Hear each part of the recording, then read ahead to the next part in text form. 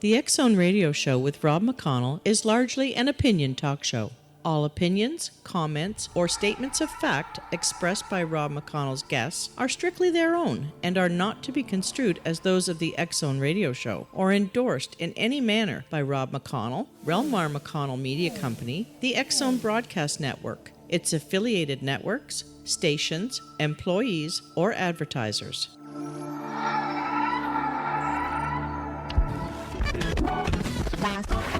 All Hit Radio.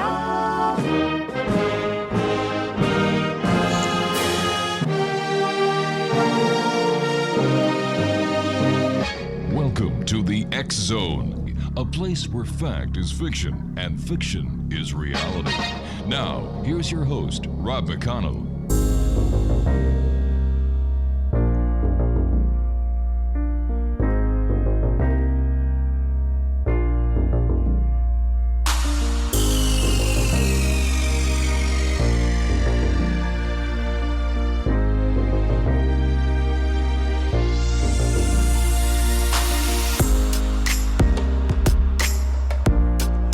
And good evening, one and all, and welcome back to the X Zone. I trust everyone had a super weekend. And as you know, the X Zone is a place where people dare to believe and dare to be heard. It's a place where fact is fiction and fiction is reality. And the X Zone comes to you Monday through Friday from 10 p.m. Eastern until 2 a.m. Eastern, right here on the X Zone Broadcast Network, Talkstar Radio Network, Mutual Broadcast Network, iHeartRadio, Simul Radio, and Simul TV.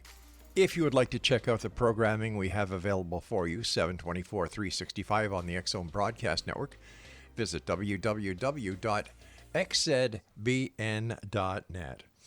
My guest this hour, X Zone Nation, is James Abbott.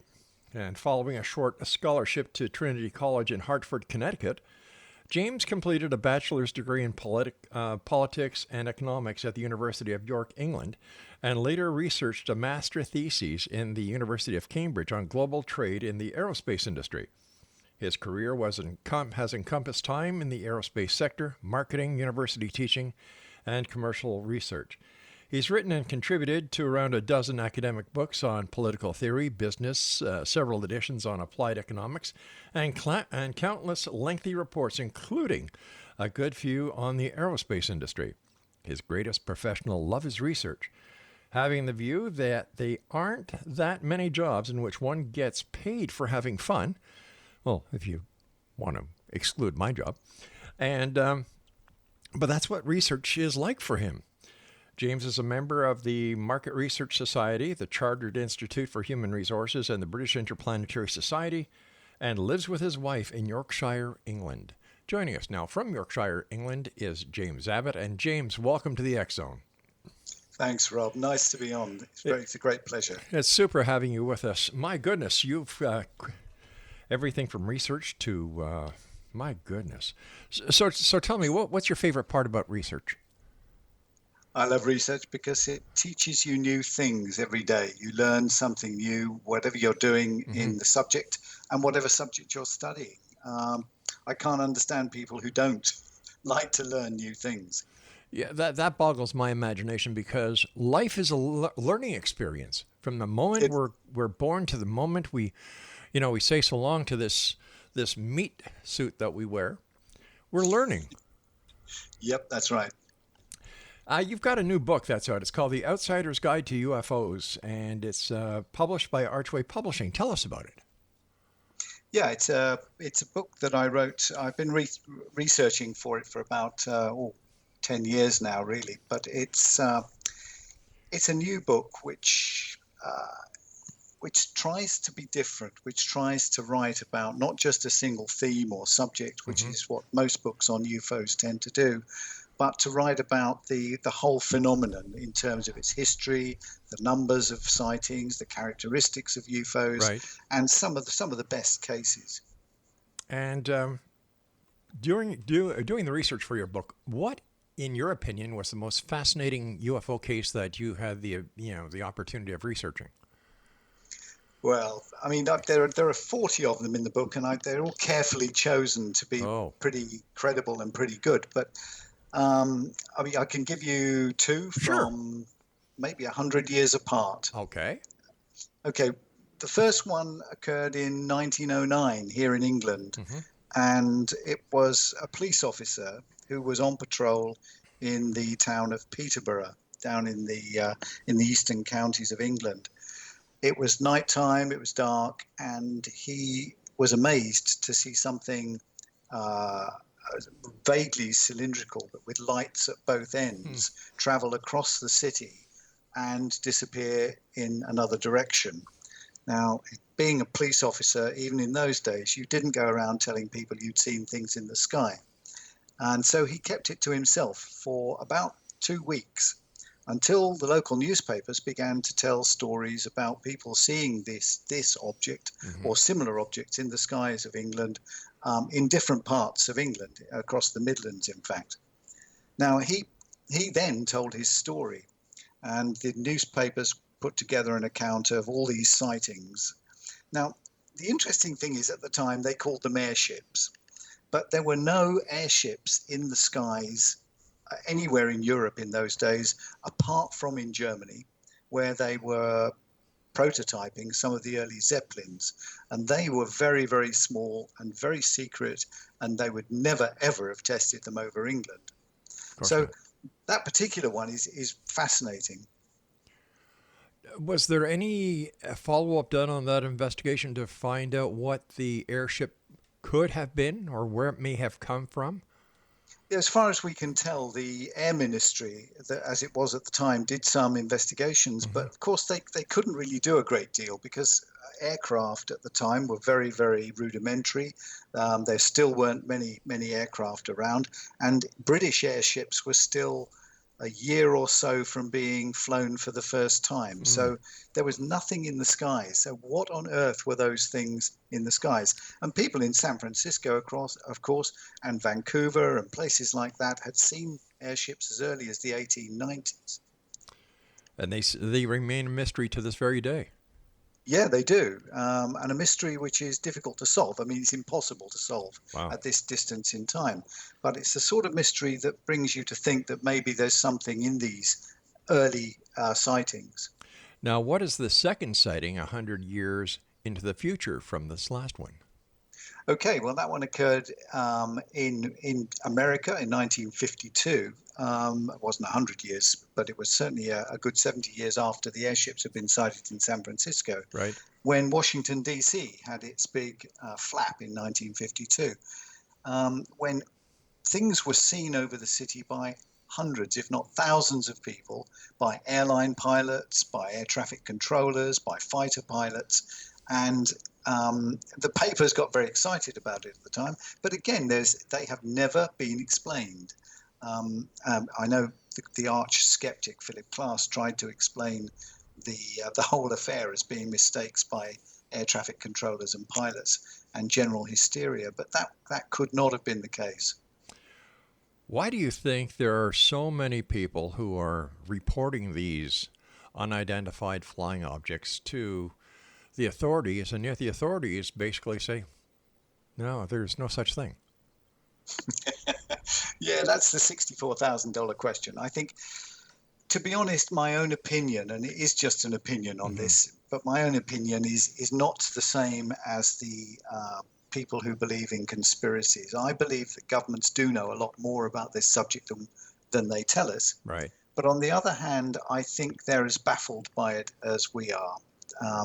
They may be sitting on more information, but that information has not yet been put together into a coherent story. And I doubt very much that it will be in our lifetimes. I think this is a long haul. Well, let me ask you something as an eminent aerospace researcher. In your opinion, and your opinion only, sir, do you believe that these visitors, whoever they are, wherever they come from, pose a threat to humanity? I would argue exactly the same as the governments that have studied them argue, and that is that they do not pose a threat. Yeah. And that's simply on the basis of evidence. Yep. Now, these things could be natural phenomenon, or they could be visitors from outer space. Who knows? We simply do not know. But one thing we do know is that virtually no one has ever been harmed by them. And the stories of harm tend to come from one side of the story completely, which is the abductions and experiencing side. I have mixed opinions when it comes to the abduction scenario, because I've had the opportunity of speaking to people who claim to have been abducted, but the lack of evidence, the lack of proof that the abduction has actually taken place is only corroborated by hypnosis, and I give no credence to hypnosis whatsoever. No, I agree with you entirely, Rob. I think that's a fact that people are beginning to understand. Now, these people may be extremely genuine and may understand and may be seeing things that we simply don't understand, Right. and may have experienced things that we don't understand. But as you say, we have no proof. It's a bit like people seeing ghosts. My own father saw a ghost, and I believe him. But why he saw one, I don't know. And whether ghosts exist, I don't know.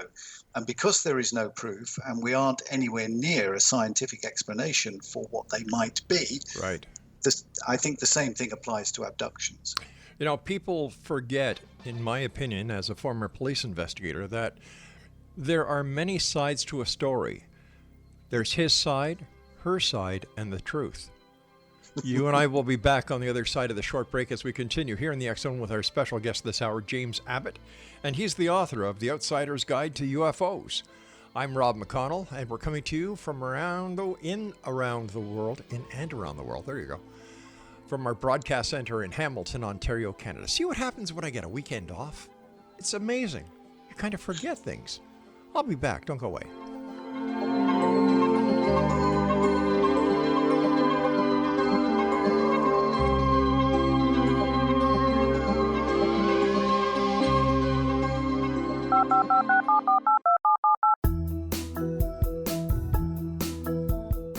Did you know that when you're on the road with limited data or Wi-Fi, you can still listen to the X Zone radio show with Rob McConnell, The Science of Magic with Gwilda Wiyaka, X-1, Dimension X, Space Patrol, and every minute of the X Zone broadcast network by calling 213-401-0080, courtesy of Audio Now.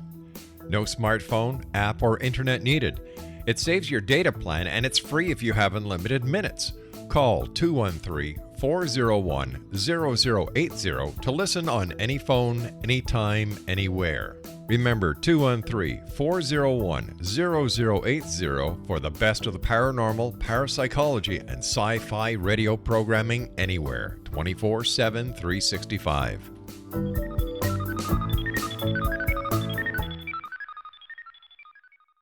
You have heard of the X Zone? Now watch it on Simul TV. Plus 500 video games, live TV channels, free video on demand, worldwide, and more. Does this sound like tomorrow's television? Well, it is, but you can have it today, right now. It is Simul TV. Simul TV offers what the others only wish they could provide. 15 exclusive channels like X Zone, sci-fi, and horror. We are worldwide. No other provider offers that. 500 built-in video games. No need to have an extra expensive system. We have them included. Free video on demand. Live streaming events from around the world. Interactive online network, and much more. Tomorrow's TV today. Simul TV. Sound too good to be true? Well, it's not. You can have Simul TV today. Sign up at simultv.com. Do it today.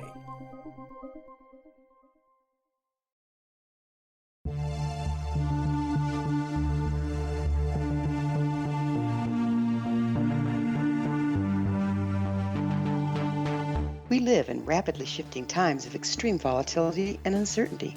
Such profound change brings a unique opportunity for the evolution of consciousness. I'm Gwilda Wiyaka, host of Mission Evolution Radio Show, a program that explores the latest scientific developments and deepening spiritual truths supporting human evolution.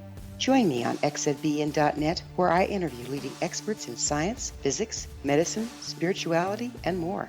By applying divergent viewpoints to leading-edge topics, we uncover expansive and evolutionary truth to assist you on your path to enlightenment. More information and past episodes are available at missionevolution.org.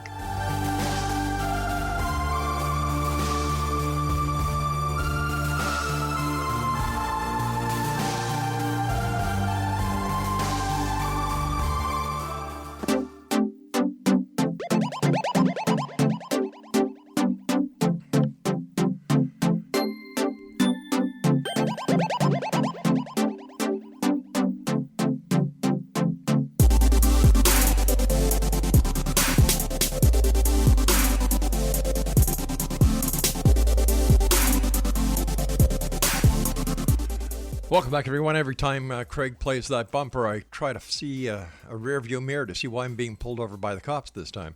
X-Zone Nation, our guest this hour is James Abbott. He is the author of The Outsider's Guide to UFOs that is published by Archway. His website is www.jamestabbott.com. England, I believe, also has a history with UFOs, unidentified flying objects, whatever they may be, going back to World War II, and they were called Foo Fighters. What can you tell us about this?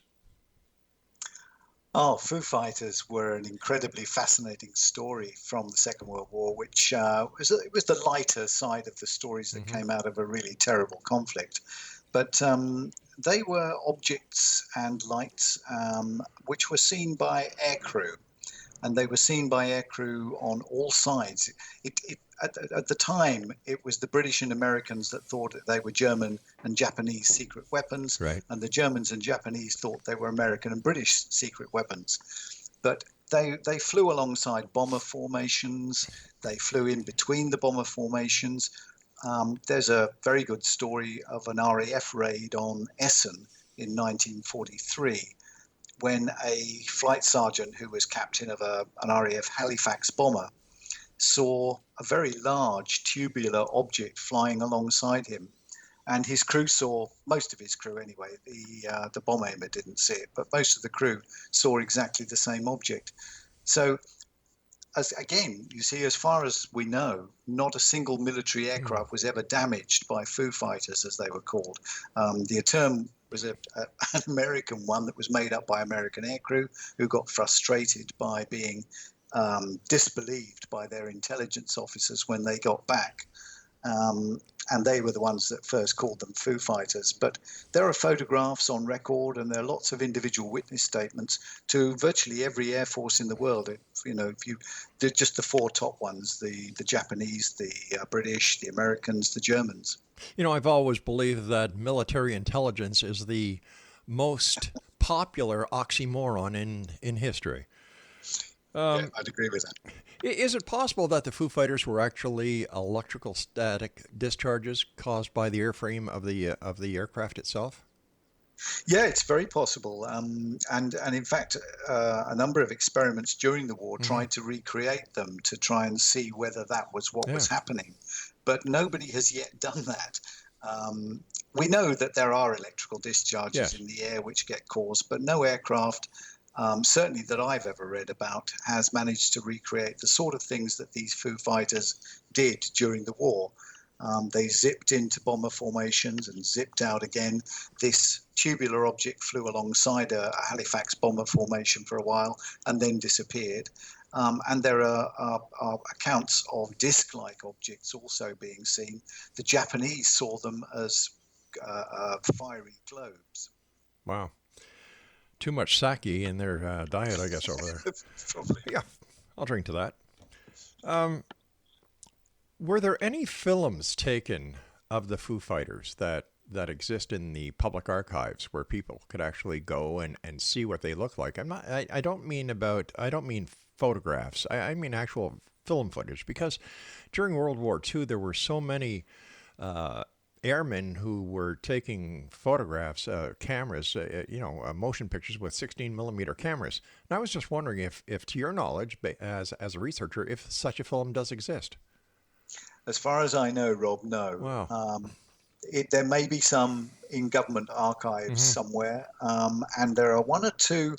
I have seen one film online, right, which, to be frank, I'm not totally sure of, so I wouldn't recommend it. But there are lots of still photographs taken by the crews on these aircraft, including Japanese and German aircraft. Well, the next time Nick Pope is on the show, I'll have to ask him about that. Yeah, do. Yeah. He's well up on that. He's a great guy. I've had the opportunity of having him on the show a number of times, and it's always a great pleasure speaking with him. Yeah. Is the UFO phenomenon global? Is there any part of this this little blue planet that UFOs have not been seen? I can't answer that question, Rob, because I don't know. What I do know is that there is a lot of the planet where they have been seen. I mean, there may be parts of, darkest Africa or the Indonesian islands where they haven't. But we have reports. We know there are reports from China, from Russia, India, Australia, New Zealand, Canada, you name it. There are, and of course, virtually all of the countries in South America have records of this, and some of the governments, like the Chilean government, have set up special departments to look into it. It's funny, here in Canada, the UFO desk of the military and Royal Canadian Mounted Police has been disbanded, and all UFO reports are now being channeled to Chris Rutowski at a university up here in Canada. Yeah, I think that's pretty much what's happening to the subject in virtually every country, and it's partly because governments want to distance themselves from the subject, and also because they want to save money. The subject costs money for governments because the more records they keep, the more applications for freedom of information releases they get, and the more money that costs in bureaucratic terms. But wouldn't this be feeding into the cover-up conspiracy theory that so many ufologists actually believe is out there? I, for one, do not believe there is a conspiracy or a cover-up. But this certainly would feed that conspiracy theory. Yeah, I think governments have a difficult job here. I mean, they started after the war acquiring information on a phenomenon that they, at that time, they were really worried about, and they thought that they needed to know about, partly because they thought it was somebody else that was doing it. The British and Americans thought it was the Russians or the Soviets at the time, and the Russians and most of the countries of Europe thought it was either the Russians or the Americans playing silly devils. But the whole thing about this subject is that it has developed and matured over 70 years, so that now we actually have governments releasing quite interesting information without comment. I mean, the Department of Defense in the US released that video, or the videos of US Navy pilots seeing objects over the Pacific and the Atlantic, and those were extremely credible sightings. I've wondered about those because it doesn't make sense that all of a sudden the U.S. military is releasing this type of information after so many years of saying, no, they don't exist.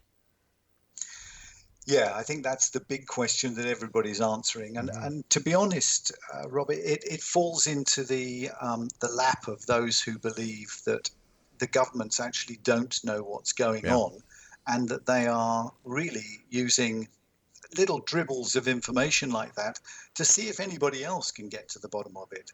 This is potentially a huge subject, whatever these things are, whether they are meteorological phenomenon or physical phenomenon in the atmosphere, we don't know. But the point is, it is such a huge area of study that something has to be done about it. And I don't think, because it's global, I don't think any single government is ever going to get to the bottom of it. I often ask ufologists, in today's technology, people are hacking into computer banks, whether it's the Americans hacking into others or others hacking into the Americans or the Canadians or the Australians, whoever. Yep. Why hasn't someone hacked into a database in the United States? And if there is information about UFOs, just dropped it out on the internet. Exposed it. That would be, in my opinion, the automatic fall of the U.S. government, because people would realize that the government had lied to them over all these years, and yet no one's done that. I know. I think what people have got to understand, I think, is that yes, governments have lied to them, because governments always lie. They are, that's the way they govern. Sometimes there are bits of information that you cannot tell people. Yes. And that's for two reasons, or it's potentially two reasons. One is that the information is so damaging to the nation itself that you don't want people to know about it. And that brings into mind the sort of cover-ups that were run during the Second World War when disasters happened. The Americans slapped a huge secret cover-up on the Slapton Sands disasters just before D-Day. The British covered up the sinking of an aircraft carrier. It was done for what you'd call strategic reasons during the war and for everybody's good. But there are different sorts of cover-ups, and another sort is where the governments really are wandering around in the dark themselves. They don't know what's going on, and they're afraid really to let people know that they don't, because they think that might be more scary than whatever it really is. And then you've got the other possibility that is a matter of national security, that by revealing this secret, you put the entire security and the safety well-being of the nation at risk. And I agree with that. You and I have to take our news break at the bottom of the hour, my friend. Exonation James Abbott is our very special guest, and his website is jamestabbott.com, and he is the author of The Outsider's Guide to UFOs. And we'll both be back on the other side of this break as we continue here in the X Zone from our broadcast center and studios in beautiful Hamilton, Ontario, Canada. My name is Rob McConnell. You can send me an email, xzone@xzoneradiotv.com, and to find out all about the great programming on the X Zone TV channel on Simul TV, visit www.simultv.com.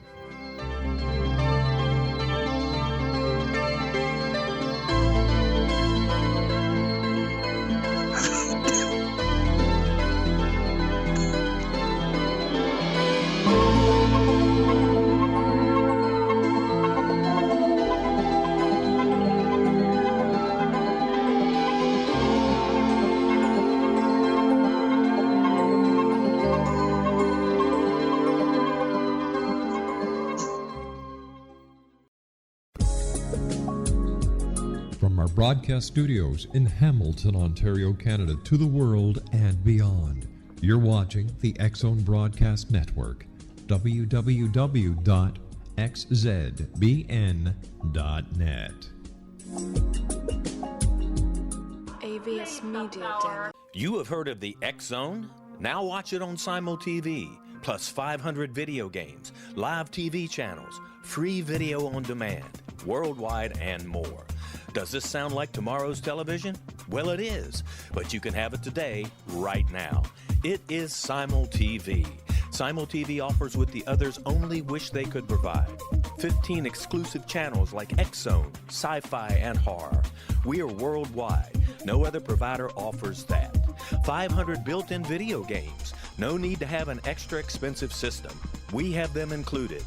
Free video on demand. Live streaming events from around the world, interactive online network, and much more. Tomorrow's TV today. Simul TV. Sound too good to be true? Well, it's not. You can have Simul TV today. Sign up at simultv.com. Do it today.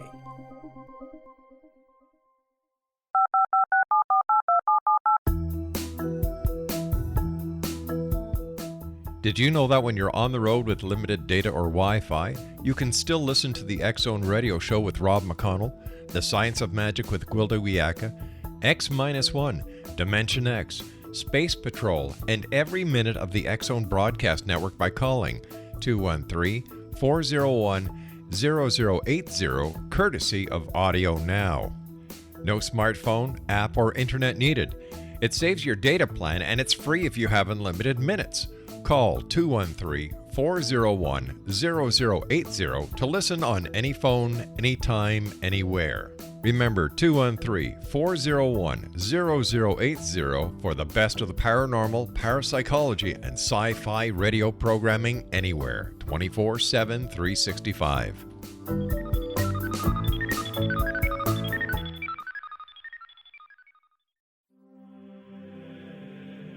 Rob McConnell here, presenting an overview for Nicholas Paul Jennings, author of a fascinating book, Amen. It presents facts revealed by Egyptologists, facts that enable us to understand why Amen is the beginning of creation of God. It provides recommendations for religious leaders of the major religions to unify their beliefs and teach the Word of God. Love one another. Amen informs people how mankind conceived God. It was the Egyptians that developed the concepts of a soul, a hereafter, and Son of God. And finally, after the worship of many gods, they conceived the belief in one universal God, the maker of all there is. For more information, visit www.futureofgodamen.com. That's www.futureofgodamen.com. Welcome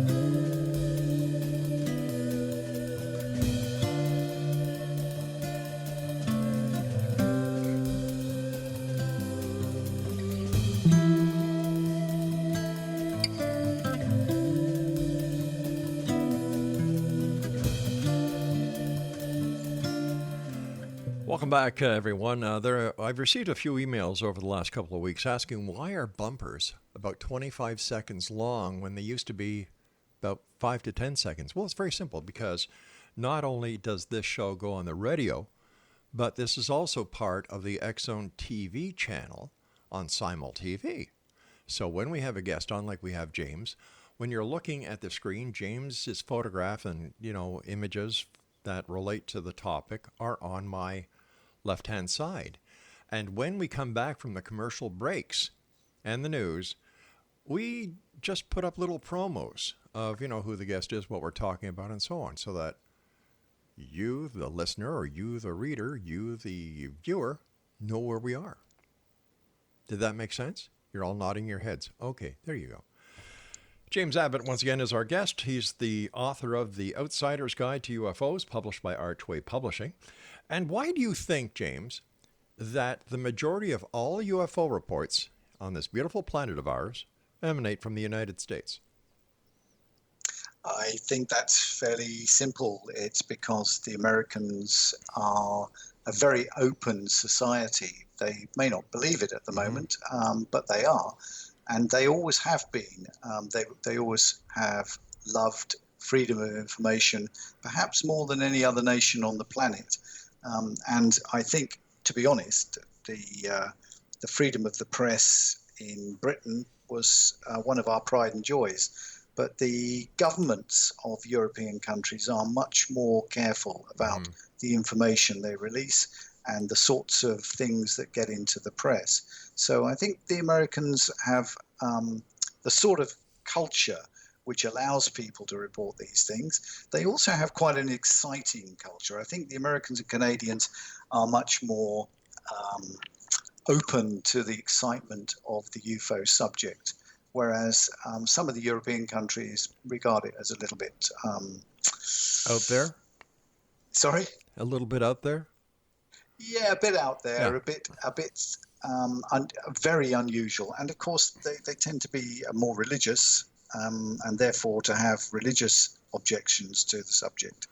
So, yeah, the Americans are more open. Not to mention that there is a larger amount of alcohol being consumed, and the Americans are very sensationalistic. Yeah, that could be, but I think the Brits are pretty good at consuming alcohol as well. Only Guinness in the pubs. What is your opinion of the Roswell incident going back to 1947? Oh, that's fascinating, isn't it? I mean, that incident started the whole thing off, and you could talk about it for the entire hour because there are aspects to it which really puzzle people. But my big thing about Roswell is really that first thing that was let out by Colonel Blanchard when he announced to the press through Walter Haut, his press agent, his press officer, that a disc had been recovered. And the press release actually starts with a phrase which goes something like, to settle all the hysteria that's been going around over the last few weeks, we have actually recovered a disc. And that press release was incendiary. It was explosive. The newspaper printed the article with the headline about Roswell RAAF finding a UFO, a saucer, and that set the whole thing off. Now that alone raises my suspicions. Why would a colonel who's on the career ladder for general and eventually became a full general, why would that chap release that sort of press release when that news was something that only the President of the United States should be able to release if it happened in the United States, or the Prime Minister of Britain or the Prime Minister of Canada? That was not something that a lowly colonel should be releasing, but he did. Now, the question for me is why? you can set aside Jesse Marcel and all the other characters in the story for the time being. But the real mystery for me is why that press release was released.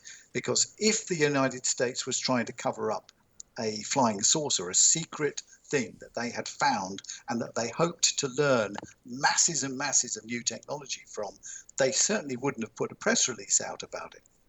Exactly. Plus, we know for a fact that during World War II, the Germans were working on a disc craft. And with the Germans coming over and working with the United States government, is it possible that what actually crashed was an experimental disc craft that the Americans had created with the help of the Germans who, came over and worked with them? Yeah, it's entirely possible that something that they tried didn't work and it crashed. And of course, there are other theories about the extraterrestrial side of Roswell, which Nick Redfern has recently published in one of his books, which is that it was a secret experiment gone wrong. Now, to me, although I'm not totally convinced by Nick Redfern's arguments, I do think that he's on the right track, because I don't think Roswell was everything that we currently know about it. Something was going on there. Big time. And I'll tell you why I think there was something more to this. And once again, I've had Kevin Randall on the show. I've had Schmidt. I've had Jim Carey. The entire crew, Stanton Friedman. And I always ask one question that baffles them. If Jesse Marcel, the base intelligence officer, goes to Brazel's farm, collects evidence, and as soon as he gets there, whatever he takes, puts into his vehicle, once he touches, it's evidence.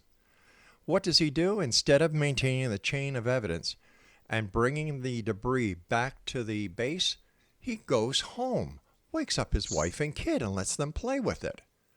As soon as that happened, in my opinion, the Roswell case has nothing to do with UFOs, little gray men, or whatever. Yeah, I agree with you entirely. I think Roswell is a huge story, but the story is not about a UFO that was recovered.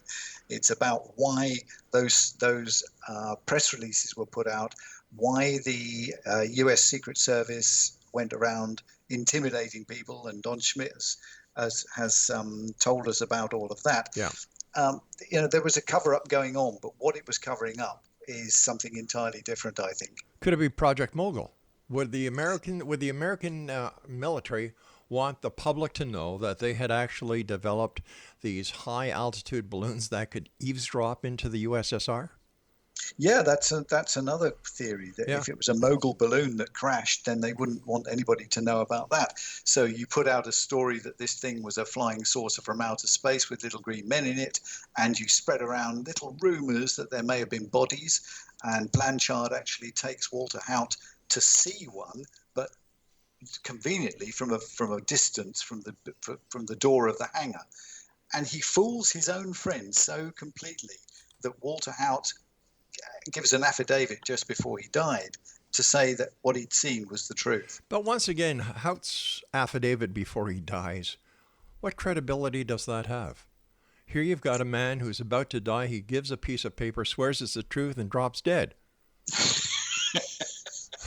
Yeah, I think I would believe that he believed what he'd seen. Right, I agree with you there. It could be misinformation. Oh, sure.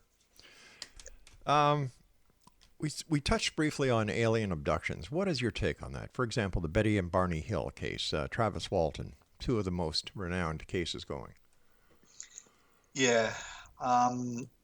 I have deliberately avoided those subjects because they are so emotionally loaded for the people who are involved. Everything I've read about Betty and Barney Hill and Travis Walton, and indeed all the others, shows me that these people are genuinely traumatized by what happened to them, whether it was a spaceship that abducted them and conducted experiments on them, I don't know. And nobody does. But as you said earlier on, I think the fact that most of the evidence for it has come through hypnosis would, in my view, detract from the validity of the evidence. It's not, in my view, evidence. And this whole subject, really, you can lay all of that stuff to one side, because you can concentrate on the physical side of it. Yes. If you can prove that one single sighting or observation of a strange object in the sky was not of this planet and not of this time or dimension, then we're in a ball game. And unfortunately, there's nobody on base, and the hitters, you're down to your last hitter, who has 3 balls and 2 strikes. Sounds like a team in Toronto, doesn't it? I'm not going to go there, Craig. I'm not going to go there. I'm not even going to mention the Blue Jays. Oh, I did. We've got to take our final break. Please stand by. James, Exonation, our guest this hour is James Abbott. He is the author of The Outsider's Guide to UFOs, and James's book is published by Archway Publishing. Once again, his website is www.jamestAbbott.com. Not James T. Kirk, James T. Abbott. There you go, .com. We'll be back on the other side of this break as we continue here in the X Zone from our broadcast center and studios in Hamilton, Ontario, Canada. And don't forget, Exonation, you can read or download the current edition of the X Chronicles newspaper that we've been publishing since 1990 every month at www.xchroniclesnewspaper.com. I'm Rob McConnell. We'll be back. Don't go away.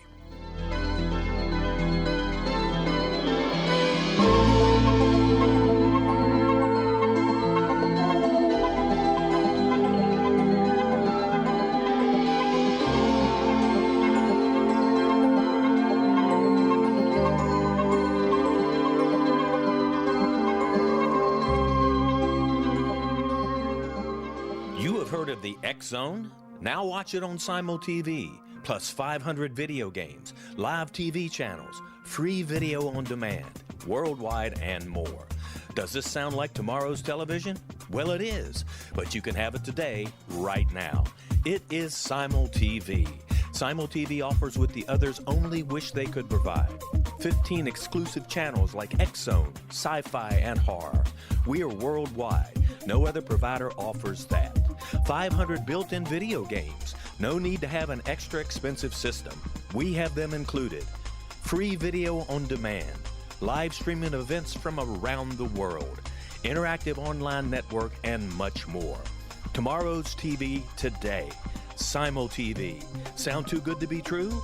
Well, it's not. You can have Simul TV today. Sign up at simultv.com. Do it today. The new nonfiction book, Razor of Madness, is similar to cult movies like Clockwork Orange, Dragon's Tattoo, or The Other Side of Hell. Wayne Morin Jr. and Thomas Lee Howe will expose widespread and systematic deficiencies in this thought-provoking tell-all novel. Mind control rages among scholars in law schools. Human rights are ignored while thought reform and mental manipulation are accepted practices used as behavior modification. Dr. Louis Jolyon West comes to mind. Media and public scrutiny shows that United States mental hospitals are in fact destructive murder industries. Razor of Madness expose novel details this epidemic through an in-depth professional and personal investigation. For decades, there has been a revolving door policy that still releases killers and pedophiles back into society. The maestro of mind control continues to haunt America to this very day. Razor of Madness is available in paperback or as a downloadable ebook at Amazon.com.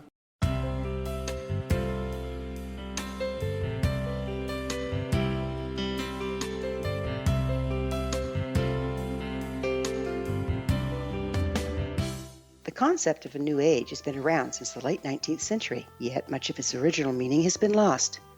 What exactly is the new age? Is it a religion, a collection of obscure esoteric practices, a series of doomsday predictions, or an astrological event? The New Age Chronicles is a unique complementary publication bringing reason and grounded information to separate fact from fiction. Chock full of valuable information to support you as we make the monumental shift into the new era. You won't want to miss a single innovative issue. The New Age Chronicles newspaper is coming soon to www.newagechronicles.com.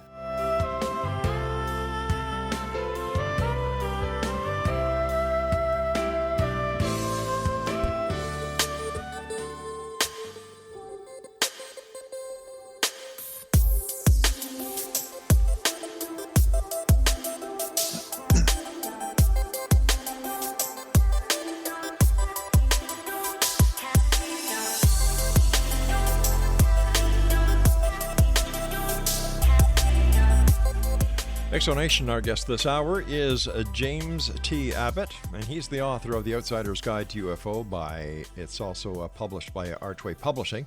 It's available in digital, paperback, and hardback copies through Amazon and booksellers everywhere. James, in your opinion, what would you say is the skeptic's strongest argument against UFOs? I don't think they have a strong argument against UFOs because clearly UFOs exist. They exist full stop. People are seeing them all the time. Air pilots are seeing them. Military pilots are seeing them. Police officers are seeing them. The question here is what they are. And if you mean by that, what is the skeptic's strongest argument against visitors from another star system or another dimension or another time? Then again, I really don't think there are any strong arguments. However, equally, I don't think there are any real strong arguments that they are from another galaxy, time, or dimension. The fact is, we just don't know enough to be able to put together any strong arguments. And this is what my book is really trying to show, that they're what we do know and what there definitely is now is a powerful a priori case that a phenomenon exists, whatever it is, and that there are inexplicable events and observations taking place around the globe every year, thousands and thousands of them. And whatever speculation there is about what they are or not, or aren't really, I suppose there's evidence. There's enough evidence on the table for us to be certain we need to know more, and we need some long-term scientific study of that. In your book, you speak about strange characteristics as reported by witnesses. Now, why are they particularly strange? I think they're strange in the light of what skeptics like to claim. So if you think about UFOs, about things in the sky, most people think that the misperceptions are really about myth, about the myth of films and books and TV. So the skeptics tend to claim that people see what other people see, and that and the sorts of things that are reported on radio, TV, and in the papers. So if you take those two arguments as examples, I find it strong that people don't report what is portrayed in science fiction film, whatever time they're living in. If you go back to the time of the early 19th, 20th centuries, Jules Verne and H.G. Wells was showing UFOs or things in space as being they looked like a large artillery shell. But in the 50s, the comic books had cylindrical objects with fins and pointed noses. And in the 90s, our ideas of spaceships were vast, rumbling intergalactic freighters or multi-nosed space fighters. But what people see and report isn't any of that. For the last century, people have seen the same sorts of things: glowing circular objects, large triangular things, huge cigar-shaped craft, discs, those sorts of things. And that's consistent over the whole period. Whatever you look at, they see those things. And they also report very strange characteristics about those things, which you wouldn't report if you really wanted to be believed. I mean, why would you report these things as wobbling, for example? If you wanted somebody not to laugh at you when you said, I saw something strange in the sky last night, why would you say it whizzed down, stopped, and wobbled? But that's what people say. They say they are silent, hovering, they zigzag in flight, and they wobble. Why don't the UFOs, in your opinion, just land on the front lawn of Buckingham Palace or in the front lawn of the White House on Parliament Hill here in Canada? Why don't they just land, get it over with? Why maintain the cloak and dagger effect? Yeah, that was the lovely argument. I mean, Philip Klass could be a bit cruel at times, but that was his lovely argument, wasn't it, about them, about the lights and the landings and all the rest of it. If you don't want to be seen, then why the lights? And if you do want to be seen, land. Exactly. Now, the whole point about this UFO phenomenon is we must remember first, we don't know what they are. True. It could be physical, it could be something meteorological, it could be something that's perfectly explicable if we study it enough. But if, and it is a very big if, these things are visitors from some other place, then maybe they don't want to land. Maybe they want simply to be seen and to be known and to stimulate something, to actually cause us to think, to study, to work things out for ourselves. How much influence do you think that movie makers around the world have when it comes to UFO sightings and extraterrestrial contact and even alien abductions? Yeah, there's a huge. David Clarke has a theory, doesn't he, about the whole thing being about myth and the media. So the media show something, they have a big film out, something, close encounters or interplanetary or extraterrestrial stuff. And then everybody goes outside and sees spaceships in the sky and reports them to the papers. And to a certain extent, I would guess that's true. There are people who will do that. But you can take any year in any decade of the last 70 years and people see these things in the sky. And they report them in ways that the media don't report them. Now, Spielberg actually admitted that his main film, Close Encounters, was based not on something that he dreamt up and that he thought that would influence everybody else. It was based on previous people's explanations of what these things looked like, what they did, how they behaved, and so on. So he was chasing reality, not the other way around. When you look at some of the sci-fi movies, for example, The Day the Earth Stood Still, the War of the Worlds, the new version, and Independence Day. If I was an extraterrestrial and I kind of, was cruising around planet Earth and I kind of tapped into the frequencies that would allow them to watch these movies, my God, I wouldn't want to land either. Why would you be scared? Well, sure. Look what they did to the guys in Independence Day. They, these big monsters in these suits, and then in the War of the Worlds, these robotic creatures from another planet come charging out of the Earth. And, and look what they did to that poor robot in The Day the Earth Stood Still. And Michael Rennie, I think, was the actor. No, it wasn't Michael Rennie, was it? I forget. Anyway, they're portrayed by some filmmakers as bad guys. Yeah, because that's what films are all about. Films are about the white hats and the black hats, and the white hats have to be the Americans, and the black hats have to be the aliens. So the white hats always win. There's no doubt about that. Is it possible? You just brought an interesting point to mind. Is it possible that the extraterrestrials have replaced the sci-fi movies with ETs, UFOs, and alien abductions? Have replaced the cowboy and Indian movies? Yeah, I think so. Yeah. I think to a large extent that's exactly what's happening. Independence Day is the archetypal cowboy story. It is. So the bad Indians come and try to get back their land and sort the white people out, but the white people with their white hats are really strong and defeat them. My God, there's even racism in the movies. Yeah, but I think if there are such things as aliens and they are zipping around in these craft, their technology is so huge and so far in advance of ours that nothing we could do. Independence Day just would never happen. Listen, we've got about 2 minutes before you and I have to say so long. What are your final thoughts for the X-Zone Nation listening to you right now around the world? I think the final thoughts are that we need to keep an open mind. And what I would really love to happen, and the reason I wrote the book really was because I want people to understand that this is a serious subject. It may be totally natural phenomenon, or it may be something that we simply have no idea about at the moment. But we need to take it seriously and stop laughing at everybody who says they've seen something. They may be right, they may be wrong, but they honestly believe that they've seen them. So what we need with this phenomenon is 100 years old at least, and we definitely know it's 70 years old, and there have been millions upon millions of sightings. And amongst those, even the governments admit that there is a proportion, around 5%, that are inexplicable. Now, a phenomenon of that size needs to be explained.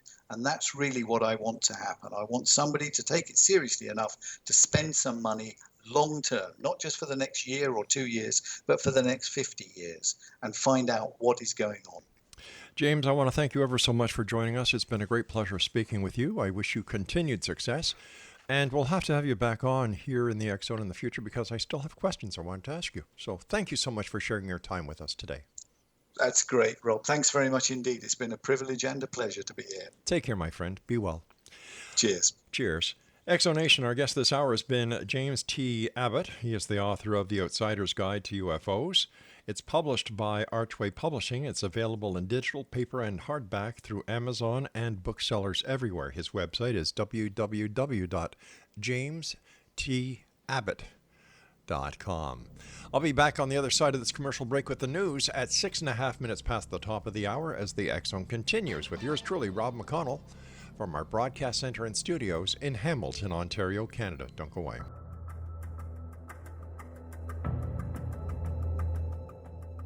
Modern Esoteric, Beyond Our Senses by Brad Olson, consummates the lifology story about where humanity originates. It is the lost continents, the primitive wisdom, the mythos of creation, and the rethinking of ancient history as we are taught in academia. There is much more to the story than what we have been told. As this is the first book in the Esoteric series, Modern Esoteric starts at the beginning of time and accelerates up to this modern age. Future Esoteric is book 2 in the series and takes a forward-looking position ahead of today with an open and honest examination of the ET issue and various unexplained phenomena. To discover the writings of author Brad Olson, visit www.bradolson.com. That's www.bradolson.com.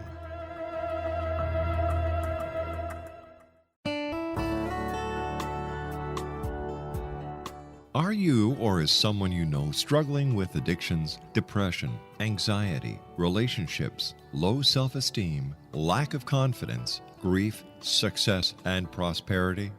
Do you know that your subconscious belief plays a big role in the outcome of your hard work? We can help you permanently change the beliefs that may be the reason for your struggles and failures. We care about getting you the return on your investment and the results you are looking for. We can help you be free of the limitations of your past and in realizing your highest potential. We work with people by phone and Skype. For more information, visit us at www.ritasoman.com. That's www.ritasoman.com.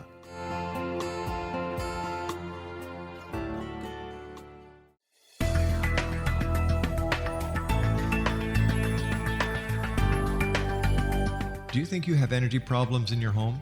Do you feel better when you're away than when you're home? Joey Korn is a global leader in the world of dowsing who specializes in personal energy clearing and space clearing.